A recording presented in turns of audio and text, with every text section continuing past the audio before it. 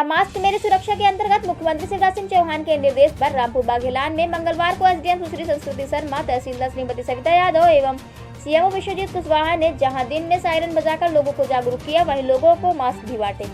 इतना ही नहीं, novel corona virus से सचेत करने दर्जनों गाड़ियों के काफिले में सायरन बजाकर रामपुर बाघेलान क्षेत्र के लोगों को कोरोना के प्रति जागरूक करते हुए उन्हें मास्क लगाकर रखने एवं हाथों को समय समय पर सैनिटाइज करते रहने, सामाजिक दूरी बनाकर रखने के लिए मार्गदर्शित किया गया, जिसमें अनुविभागीय अधिकारी सुश्री संस्कृति शर्मा, तहसीलदार श्रीमती सविता यादव, थाना प्रभारी अनिमेश द्विवेदी,